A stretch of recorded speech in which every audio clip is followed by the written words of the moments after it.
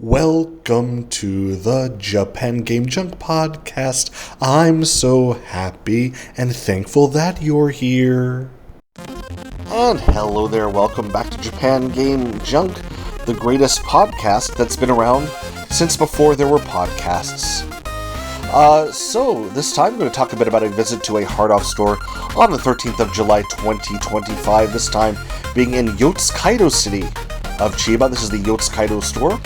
Has lots of stuff in there. First of all, Puzzle Bobble Mini, so that's Bust a Move Mini for the Neo Geo Pocket Color. 4,000 yen, cartridge only. I got mine for less than half that, but hey, who's trying to outplay the other around here? That was just below a Neo Geo Pocket Color Gray system for 12,000 yen, a bit pricey for that. And for 4,500 yen, you can get on the same display case, the Nintendo 64 upgrade pack, the RAM kit thing, where you can, get the better RAM for your Nintendo 64. And this one actually, rarely for these things, comes with the little plastic eject tool where you can stick it in to pull out your jumper pack to help with that. Of course, it's not necessary. You can use your fingers, but anyway, yeah, that little tool is a little bit of a nice addition to that. 500 yen for a turquoise fat original DS, which is covered in scratches. 300 yen for a, I think it's by Power A. It's a weird ported Xbox One, Series controller. Does have that button on there. And I have the black version of this. I picked it up cheaply way back when, but this was only 300 yen for the blue one because it had no cable included, and it has this weird recessed area where you have to have a very, very thin micro USB cable or the included micro USB cable to plug it in. The store, they put it down as only 300 yen junk because they couldn't get it to pair. Well, of course they can't because they didn't have the right size cable.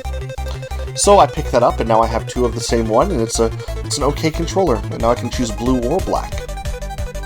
For 500 yen, the original Nintendo Switch Joy-Con grip. Plug in your Joy-Cons and play with those in the grip and enjoy the stick drift. For 20,000 yen, there was the Pocket Game 7-inch.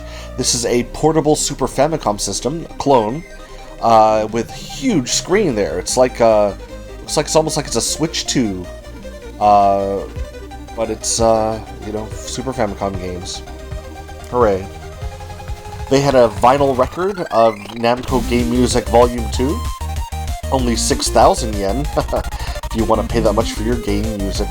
And it's weird because the game music originally was digital, so what's the point of putting it on the analog format? The perfect reproduction of the digital music would be a digital format. If you have a lossless digital file, that would, of course, that would be the original recording.